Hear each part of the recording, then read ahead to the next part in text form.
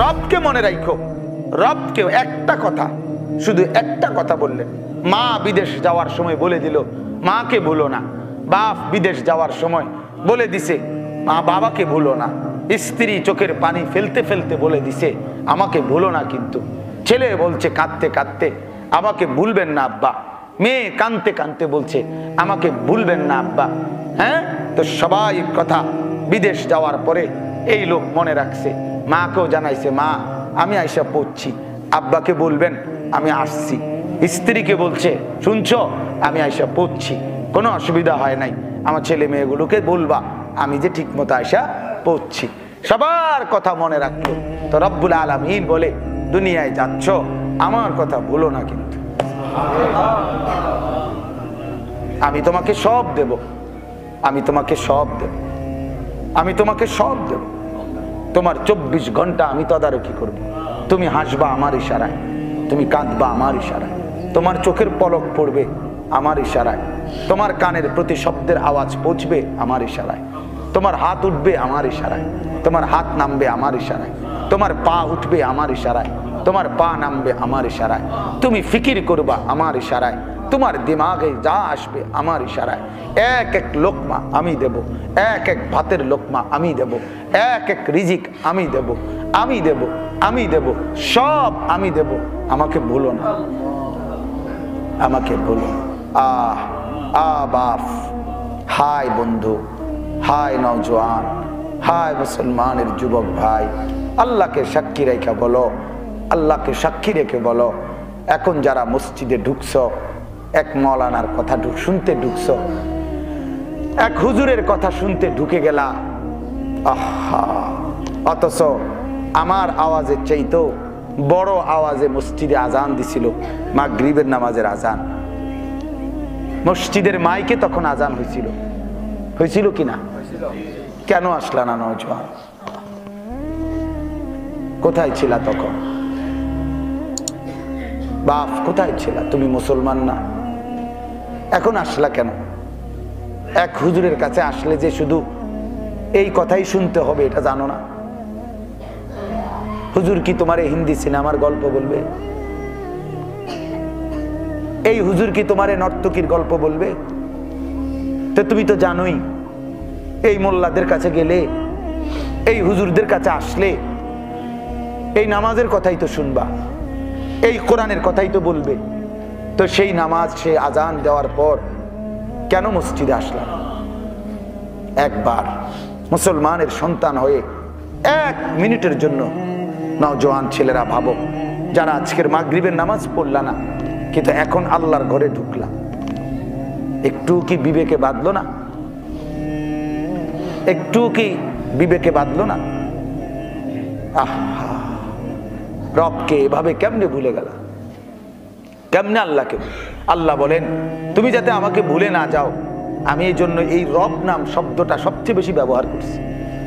আমার 99 নামের তো প্রসিদ্ধ, আল্লাহ পাকের মোট নাম 99টা না, একটা ফজিলত শুধু এই 99টা নামের। কথা বুঝছেন? এটা খুব গুরুত্বপূর্ণ কথা। আল্লাহর মোট নাম কয়টা না? আল্লাহ পাকের এই 99টা নামের একটা আলাদা ফজিলত। আল্লাহ রাসূল বলেছে ইন্না লিল্লাহি 99 ইসমান ইল্লা ওয়াহিদান। 99টা নামের একটা কি আছে? ফজিলত। মান আহসাহা দাখালাল জান্নাহ, যে এগুলো একত্রে পড়বে সে জান্নাতে যাবে। এই নামগুলোর একটা কি ফজিলত। এই ছাড়াও আল্লাহ পাকের আরো অনেক কি আছে নাম।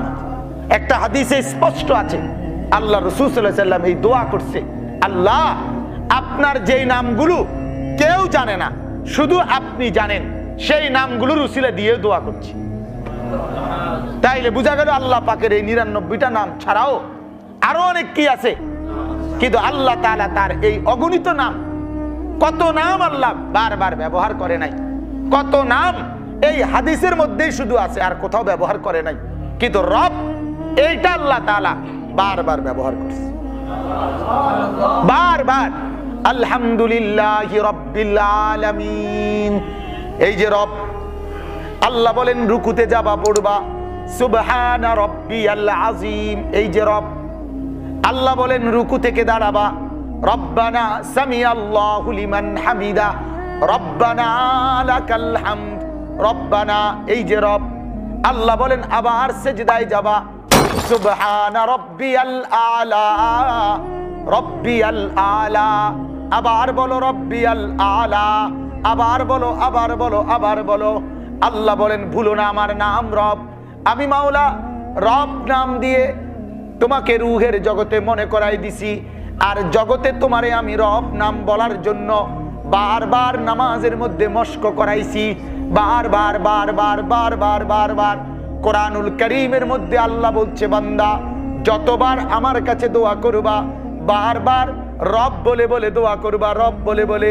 রব্বানা আতিনা ফিদ দুনিয়া, রব্বানা যালামনা আনফুসানা, রব্বিরহামহুমা কামা রব্বায়ানি সগীরা, রব্বিজআলনি মুকিমাস সালাহ, রব্বানা ইসরিফ আন্না আযাব জাহান্নাম, রব্বানা ওয়া আতিনা মা ওয়া'আদতানা আলা রুসুলিক, রব্বানা হাব লানা মিন আজওয়াজিনা ওয়া যুররিয়াতিনা কুররাতা আ'য়ুন। শত শতবার বারবার বারবার বারবার আল্লাহ বলে রব বলো, রব বলো, রব বলো। রবকে ভুলে যেও না, রবকে ভুলে যেও না। ইয়া আইয়ুহাল ইনসানু মা গাররাকা বিরাব্বিকাল কারীম।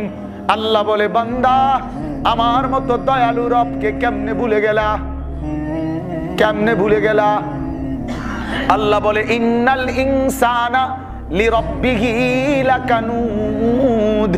আল্লাহ বলে মানুষ তুমি তো তোমার রবের ব্যাপারে বড় অকৃতজ্ঞ, তোমার আচরণে তো মনে হচ্ছে তুমি রব ভুলে গেছো। এক ওয়াক্ত নামাজ যে পড়ে নাই, রবের কথা তার মনে আছে কিনা?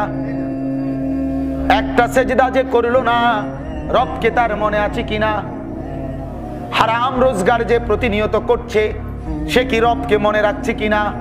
যার স্ত্রী বেপর্দা, মেয়েরা বেপর্দা, এদের রব মনে আছে কিনা? যেই ছেলেরা অশ্লীল ছবি আর মোবাইল ফেসবুকে নর্তকীর নাচ দেখতে দেখতে জিন্দেগি বরবাদ করছে, বলেন এদের রব মনে আছে কিনা? তাইলে সারাক্ষণ যে রবকে ভুলে যায়, কবরে মান রব্বুকা বললে সে চিনবে কেমনে?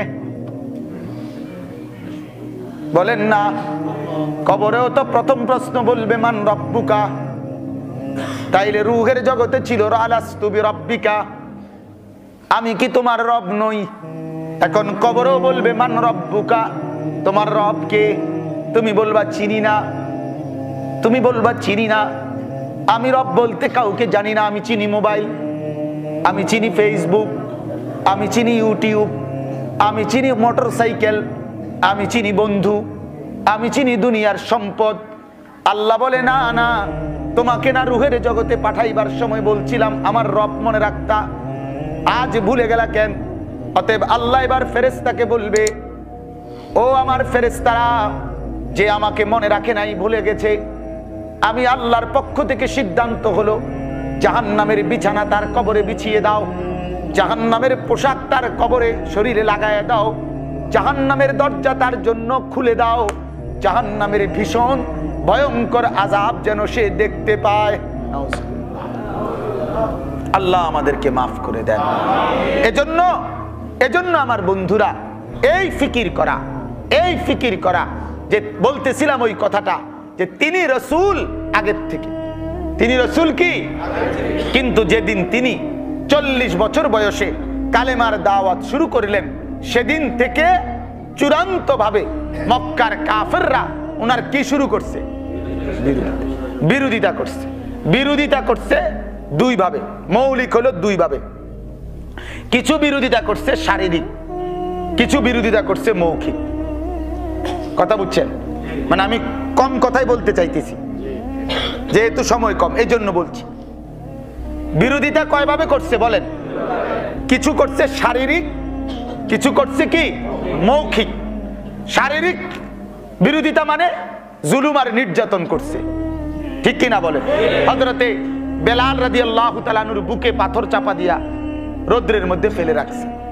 হযরতে খাব্বাব ওনার সাহাবী দুই পাশের কোমরের গোশত জ্বলন্ত কয়লা, লাল কয়লার মধ্যে চাপ দিয়া ধইরা খুলে খুলে ফেলে দিছে।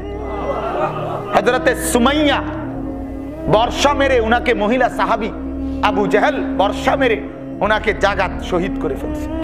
হযরতে জানিরা আরেকজন মহিলা সাহাবী, ওনার 2 চোখ উপড়ে ফেলে দিছে। হযরতে খুবাইব ফাঁসিতে ঝুলাইছে। হযরতে মুসআব বিন উমাইর উলঙ্গ করে ওনাকে পুরা মক্কার গলিতে গলিতে ঘুরাইছে। হযরতে আবু বকর সিদ্দিককে কাবা শরীফের বারান্দায় এমন মারা মারছে, 3 দিন 3 রাত তিনি বেহুশ হয়েছিলেন। আল্লাহর নবী সাল্লাল্লাহু আলাইহি সাল্লামকে আবু লাহাব গলার মধ্যে গামছা জাতীয় কিছু লাগায়া তাই না কাবা ঘরের সীমানা থেকে বের করে দিছে। আবু জাহেল উটের পচা নারী বুড়ি পিঠের উপরে যখন সেজদা দিছে, পিঠের উপরে চাপায়া দিছে। এইভাবে ছোট ছোট পাথর মারত, কঙ্কর মারত। তায়েফের বাচ্চারা অজরে পাথর মেরে সমস্ত দেহ মুবারক রক্তাক্ত করছে। কি পরিমাণ রক্ত করছে, যে পরিমাণ হযরত যায়েদ বলে, নবীজির সাথে যিনি ছিলেন, নবীজির পালক পুত্র সাহাবী যায়েদ ইবনে হারেসা, তায়েফের বাচ্চারা এই পরিমাণ পাথর মারছে। পাথরের কারণে রক্ত ঝরতে ঝরতে আল্লাহর নবীর জুতা আর পায়ের তালু রক্ত জমাট বাইধা গেছে। পায়ের পিঠের মধ্যে মৃত্যু পর্যন্ত চালনির মতো ছিদ্র ছিদ্র ছিদ্র ছিদ্র ছিল। এই ছিদ্র আর মিলে নাই। হযরতে আয়েশা বলতেন, আমি বলছি নবীজির পিঠে হাত দিয়া, স্বামী আমার, ইয়া রাসূলুল্লাহ, আপনার পিঠে এগুলো কিসের দাগ, ছিদ্র ছিদ্র? আপনার কি ছোটবেলায় কোনো মারাত্মক কোনো বসন্ত জাতীয় কোনো গুটি বসন্ত কোনো রোগ হয়েছিল কিনা? আল্লাহর নবী চোখের পানি ফেলে বলছে, আয়েশা, আমার গায়ে বসন্তের গোটা বসবে কেন? আমার এই পবিত্র শরীরে কোনোদিন মশাও তো বসে না, আমার এই পবিত্র শরীরে তো কোনোদিন মাছিও বসে না। দেখো না, আমি যেদিক দিয়ে হেঁটে যাই ওই জায়গা পুরা মেশক আম্বরের গ্রাণ হয়ে যায়। হ্যাঁ, এটা হাদিস আছে না? আল্লাহ রসুল যেদিক দিয়ে যেতেন বাকিরা বুঝতো নবীজি এদিক দিয়ে গেছেন। এদিক দিয়ে কিভাবে বুঝতো? ওনার মেশকের গ্রাণ ওনার দেহ মুবারক থেকে বের হতো। আল্লাহ রসুলের সাহাবী মহিলা উম্মে সুলাইম, আনাস রাদিয়াল্লাহু তাআলা আনহুর মা উম্মে সুলাইম, আল্লাহর নবী একদিন গরমের মধ্যে, রৌদ্রের মধ্যে খালি গায়ে পিঠে শুয়েছিলেন। পিঠের মধ্যে তেমন কিছু ছিল না। আল্লাহ রসুলের কপাল এবং পিঠ পাশ থেকে ঘাম ঝরে ঝরে পড়তেছিল। হযরতে উম্মে সুলাইম সেগুলো বোতলের মধ্যে ভরছেন। আল্লাহ রসুল বলেন, এগুলো কেন নিচ্ছ? বলছে, ইয়া রাসূলুল্লাহ, এগুলো আমার মেশক আর সুঘ্রাণের কাজ করবে। আল্লাহ রসুল বলেন, আয়েশা, তো যেই পবিত্র দেহের এই হালাত, সেখানে গোটা হবে কেন, সেখানে পোক হবে কেন? মূলত আয়েশা, এগুলো তায়েফের বাচ্চারা যে আমারে পাথর মারছে, সেই পাথরের ছিদ্র হওয়া দাগ। আহা, আল্লাহ আপনি মাফ করে দেন। তো এইভাবে এই পরিমাণ বিরোধিতা, নির্যাতন, জুলুম, এটার নাম কি? শারীরিক। এটার নাম কি? নির্যাতন। বিরোধিতাটা কি ধরনের? শারীরিক বিরোধী। এরপরে মৌখিক বিরোধিতা। মৌখিক বিরোধিতা করছে। মৌখিক বিরোধিতা কি? আল্লাহ রসুলকে বলছে শায়ের, এটা কবি, কবি। এরপরে আবার বলে কাহেন, এটা গণক, জ্যোতিষী, গণক। আরেকবার বলছে এটা আপনার জাদুকর, এটা কি? জাদুকর। একবার বলছে সে জাদুকর, আরেকবার বলছে সাহের, আরেকবার বলছে শায়ের, আরেক কবি, আরেকবার বলছে গণক, আরেকবার বলছে লামাজনুন, পাগল, আরেকবার বলছে আবলাহ, নির্বোধ, বোকা, আহমক। এরকম হাজারো মন্দ শব্দ বলছে। এর দ্বারা শারীরিক না, মৌখিক ভাবে কষ্ট দিছে। ঠিক কিনা বলেন? এরপরে বলছে, এটাও বলছে, যখনই কোনো মক্কায় কাবা ঘরের কাছে কেউ আসতো, নতুন কোনো বাহিরের লোক কাবার ঘর তাওয়াফের জন্য, আগায়া গিয়া বলতো, আমাদের সমাজে একজন লোক হইছে নতুন, যে তার থেকে খুব সাবধান, সে যা কয় তার কথা শুনলে এমন জাদুর মতো আসর করে যে ওই লোক আর পিছনের কথা ভুলে যায়, বিবি বাচ্চার কথা ভুলে যায়, এর ফিসে ফিসে আড়ে। সাবধান, চাইও কিন্তু কি করো না, তার কাছে যাইও না। হাদিসে আছে তুফাইল ইবনে আমর নামে এক সাহাবী, উনি আরবের বাহিরের এলাকার দাউস গোত্রের, উনি ওইখান থেকে আসছেন, বড় নেতা উনি। মক্কার কুরাইশরা ওনারে আগাইয়া গিয়া একবার ওই বটতলি থাকতে গিয়ে কই আইছে, বুঝেন নাই কথাটা? ওইনে মালাই বাঙ্গরা পার হইছে আরে কইছে সাবধান সাবধান, সাইন কিন্তু তাওয়াফ করতে যাইতেছেন, শুধু আল্লাহর ঘর তাওয়াফ করে তাড়াতাড়ি বাইর হয়ে যাবেন। আমরা এলাকায় আমরা একটা বড় সমস্যা দেখা দিছে এখন। সমস্যাটা হইল আমাদের এলাকায় একজন লোক মুহাম্মদ নামের, এই লোকটা এমন এমন কথা বলে কি জানি পরে, এই পড়া শুনলে সে সব ভুলে যায়, পরিষ্কার কিতাবে আছে কথা, সব ভুলে যায়। এরপরে চাইেন কিন্তু ওনার কাছে যাইয়েন না। হযরতে তোফাইল বলে আমি ডরে কানের দোনো মানে কানের মধ্যে তুলা লাগাই নিছি, কানের মধ্যে, যাতে করে ওই মুহাম্মদের কথা না শুনি। তো এরপরে তাওয়াফ করতে করতে করতে করতে শেষ করলাম, করে এখন আমি জামুগা একটু দাঁড়াইছি, বুদ্ধি করিয়া মক্কার এক নেতা আল্লাহ রাসূল সাল্লাল্লাহু আলাইহি ওয়াসাল্লাম তখন এক কোনায় বসে বসে কোরআন পড়ছিলেন। তখন এক নেতা আগাইয়া গিয়া কানে কানে ভালো করে কইছে, ওই যে উনি সাইয়েন হেদিকে যাই না, এন্দিয়ে যাই, এন্দিও একটা রাস্তা আছে ঘুরিয়া, এদিক দিয়ে কি? হযরতে তোফাইল কয় আমি তো ভুলেই গেছিলাম, কিন্তু এখন দেখাইয়া দেওয়ার পরে ওই মুহাম্মদের চেহারার দিকে তাকিয়ে আমি অবাক হয়ে গেলাম।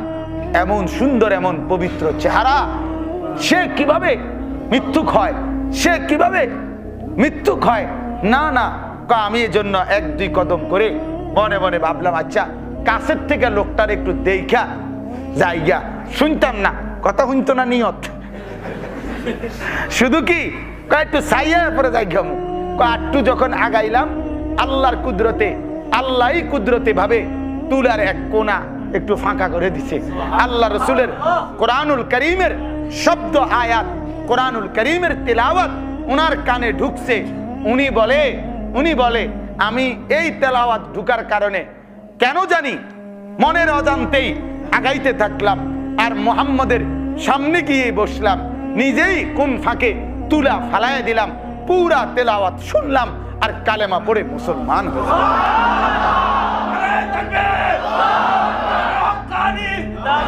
বুঝছেন তো? কালেমা পড়ে মুসলমানই হয়ে গেলাম। বলেন আলহামদুলিল্লাহ, বলেন আলহামদুলিল্লাহ। তো আল্লাহ রাসূল সাল্লাল্লাহু আলাইহি সাল্লামকে তারা এইভাবে মৌখিক কষ্ট দিছে।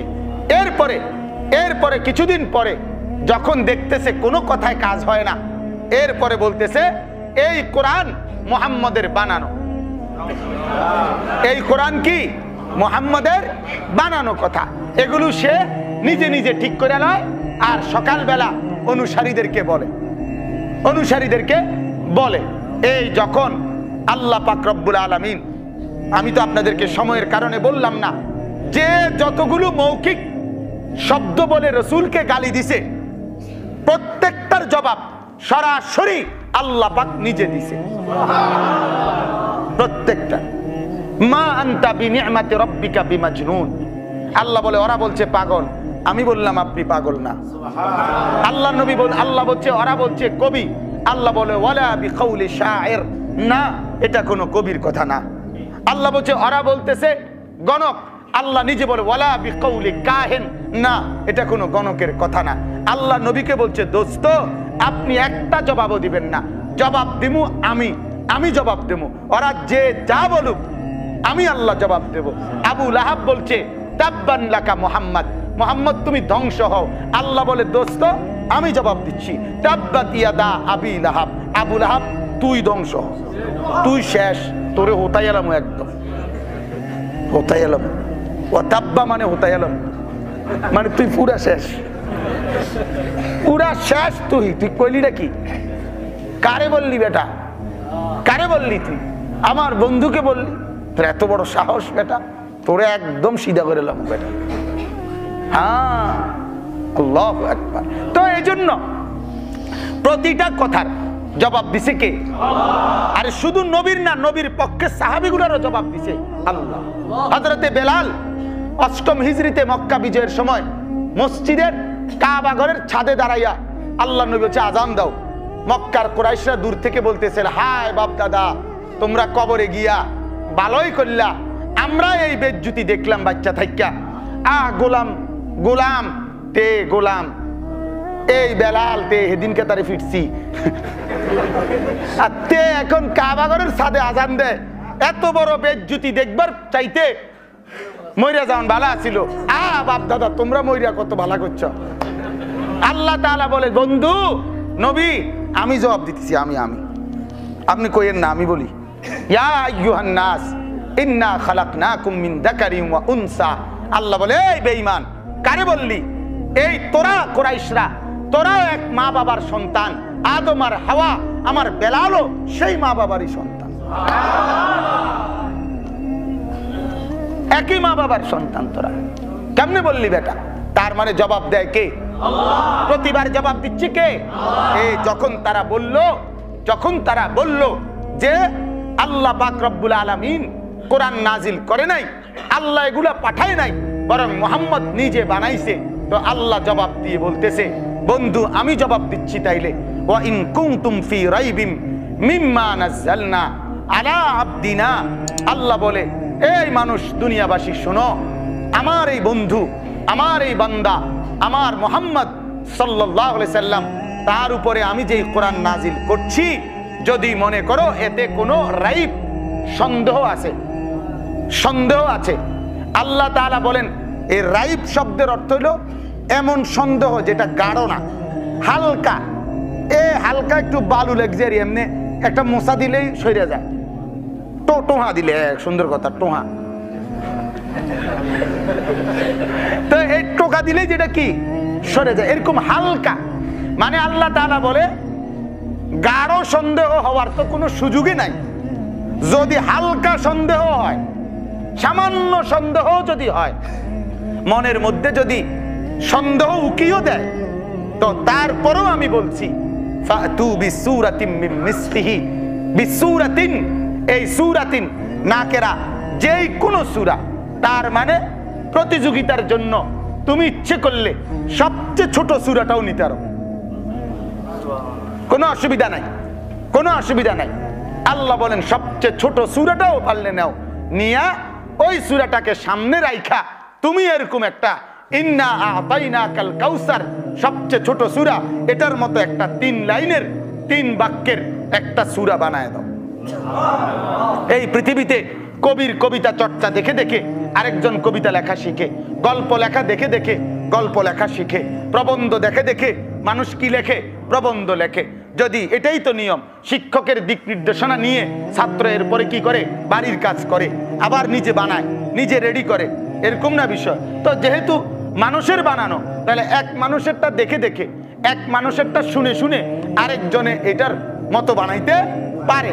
কবিতা বানায়, প্রবন্ধ বানায়, গল্প বানায়। তো এটা যেহেতু মুহাম্মদের বানানোই, তো তুমিও এটা দেখে দেখা 3 লাইনের শব্দটারে সামনে রাইখা তুমি একটা বানাও। আল্লাহ তাআলা বলে আমি নাজিল করছি একলা, তুমিও বানাইবা একলা। কয় না, কয় তুমি একলা না, কররা হুমকি, কয় ওয়াদউ শুহাদাআকুম মিন দুনিল্লাহ, শুধু আমারে বাদ দিবা, আর যা লইতারো তুমি, আর যা লইতারো, যত লোক লইতে পারো তুমি লও, শুধু আমারে বাদ দিবা। আমারে বাদ দিয়া বাকি তামাম দুনিয়া নাও। শুহাদাআকুমের 2 অর্থ, আওয়ানাকুম, একটা হলো তোমাদের যত সঙ্গী, এই সঙ্গী যত আছে তোমরার লগে সবাইকে ডাকো।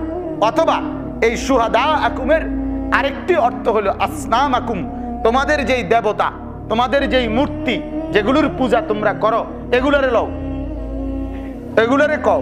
আপনারা যেহেতু আমগো দেবতা, আপনারা কোন রকম আমগো ইজ্জতটা বাঁচান, আমনগো দিকে চাই, এই তো এত কিছু করতে আছি, ঠিকই না বলেন না কেন? আপনাকে দেবতার সম্মান রক্ষার জন্যই তো কি করিয়েন, এত কিছু করিয়েন, তাইলে আপনারা একটু সহযোগিতা করেন। আল্লাহ বলে তোমাকে সব দেবতা 33 কোটি হোক আর 34 কোটি হোক, সব ডিরে লও, তোমরার সমস্ত মানুষটিরে লও, নিয়া এই কোরআনের মতো আরেকটি সূরা বানাও। ইন কুনতুম সাদিকিন, যদি তোমরা তোমাদের দাবিতে সত্যবাদী হয়ে থাকো।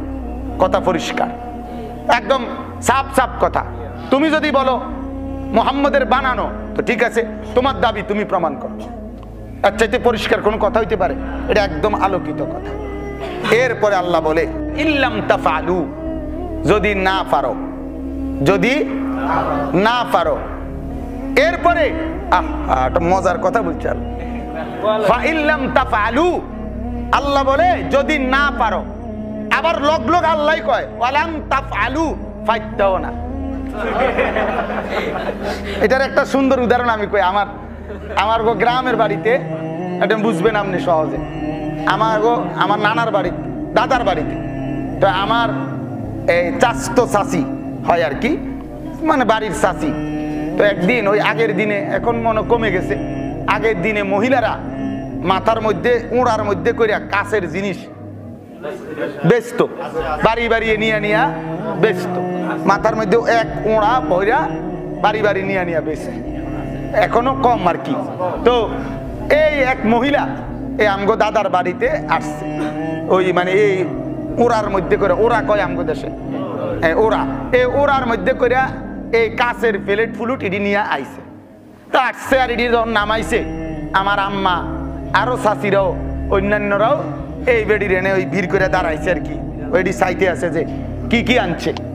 তো এর মধ্যে আমার এক চাচি, উনি ওই দাম জিগাইছে আর কি 2-3 বার, মানে একবার মনে করেন এটা কত জিঙ্গায়, আবার থুইয়া দেয়, ওই আবার এটা জিঙ্গাইছে এটা কত, এরকম যখন বারবার 3-4 বার ইয়া করছে, জিগাইছে দাম, ওই যে বেডি বেচুন না জি দুইটা গেছে বেডি, দমক দিছে আর আমার চাষির, আমনে কিনবেন, জান আপনি কিনতেন বুঝছি, আপনি কেমন কিনুন না বুঝছি। এই কথাটা বুঝছেন নি? এইটা কও নেই, আমার এই সাথীর শরীরে পুরা স্যাত উঠে গেছে। এই বেডি কি কইলি, কি কইলি এটা তুই কিনতারি, মানে তোর সবটির দাম কম। আরে ওইসে বুঝছি আমনে কিনবেন, মানে আরো স্যাত উঠান কয় কইলাম, কিন্তু তুই কিন্তু আজকে আমি কিনুম যত কিছুর বিনিময়।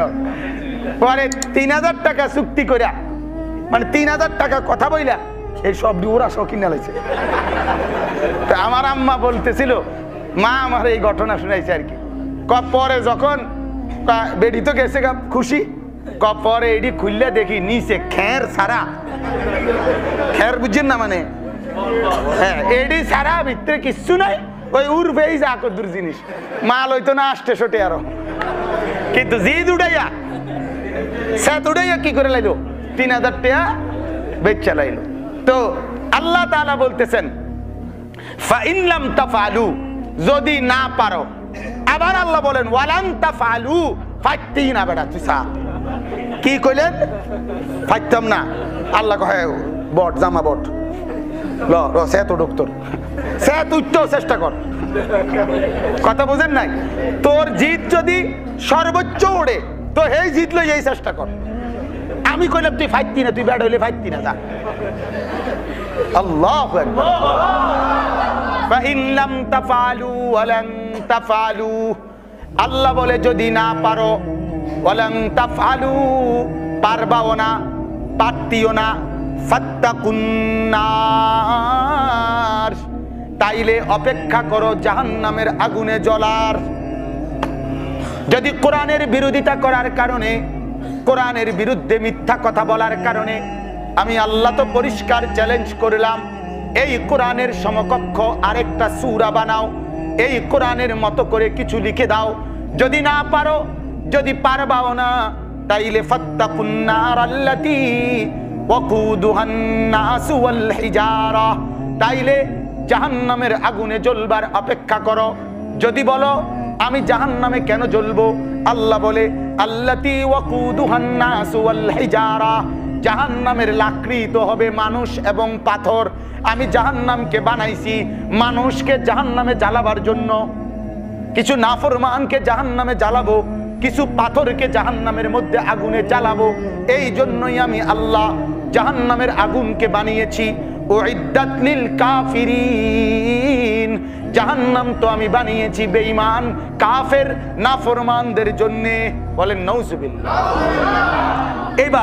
এইবার আমার কথার খুলাসা হইল, এই আয়াত দ্বারা এই কথা স্পষ্ট, এই কথা স্পষ্ট কোরআনুল করিমের তেলাওয়াত, কোরআনুল করিমের জিকির, কোরআনুল করিমের তফসির, কোরআনুল করিমের ওয়াজ, কোরআনুল করিমের বয়ান, কোরআনুল করিমের মাদ্রাসা, কোরআনুল করিমের খেদমত।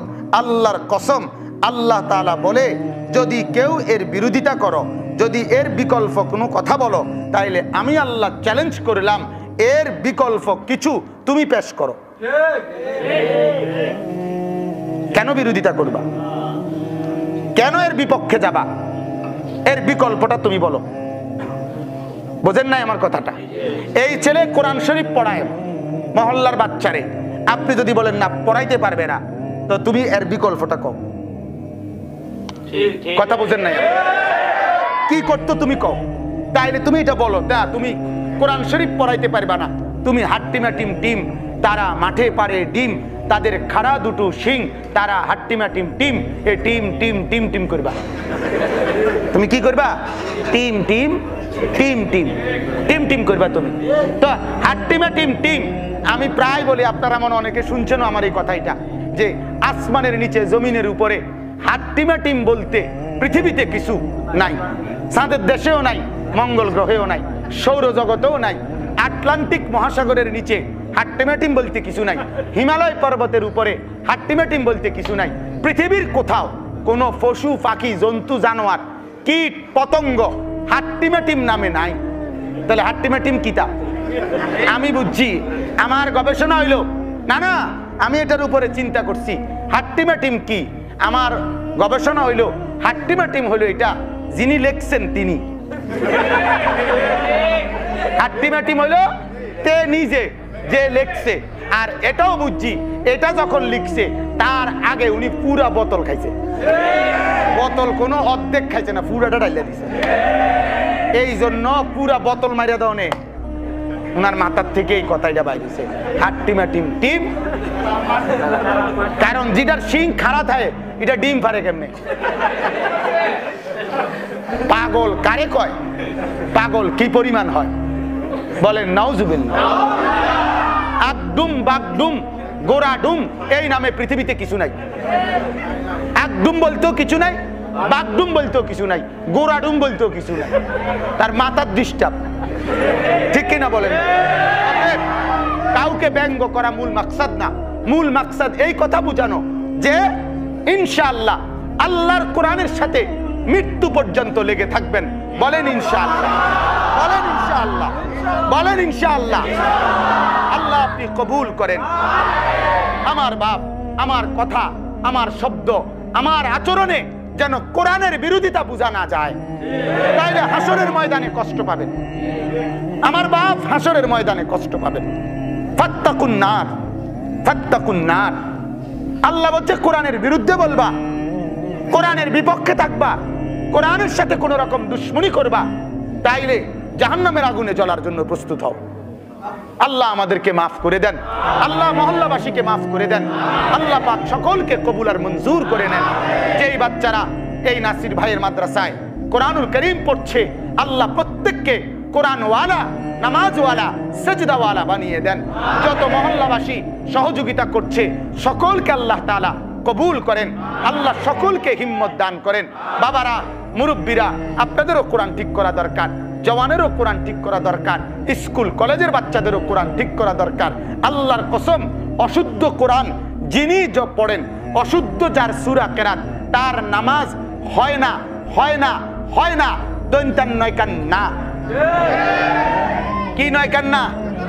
হ্যাঁ, কোন মর্দিনান্ন না, দৈন্তান্ন। দৈন্তান নয় কান না, তার নামাজ হয় না, নামাজ হয় না। অশুদ্ধ কোরআন যে পড়ে তার নামাজ হয় না। তাইলে যেই সমস্ত মুরব্বীরা কোরআন শরীফ অশুদ্ধ পড়েন, অথচ কষ্ট কইরা ওযু কইরা শীতের মধ্যে বছরের পর বছর নামাজ পড়তেছেন, অথচ আপনার নামাজের জমা হচ্ছে না, তাইলে আপনার ফায়দাটা কি হলো? কথা বলেন না কেন? এই জন্য যদি বলেন না হয় আমি ফিরে চাইছি হয়, কথা বুঝুন না, ফিরে চাইছি কি হয়, তাইলে কেমনে হয় এটা আমারে বুঝাইয়েন, আমার নাম্বারে জানাইয়েন।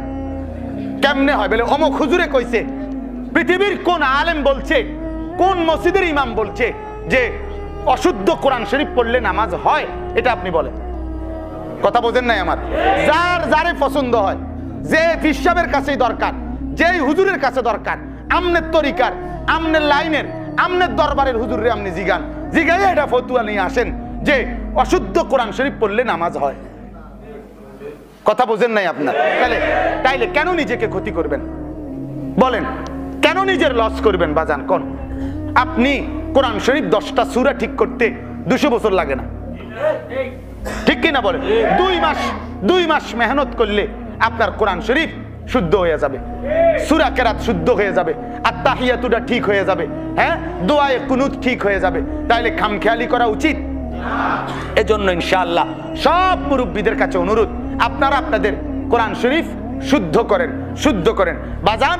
এখন শরম পাইলে অসুবিধা নাই, মানুষে কইব কি বুড়া বয়সে অন গেছে, কোরআন শরীফ ঠিক করতো, কোনো অসুবিধা নাই।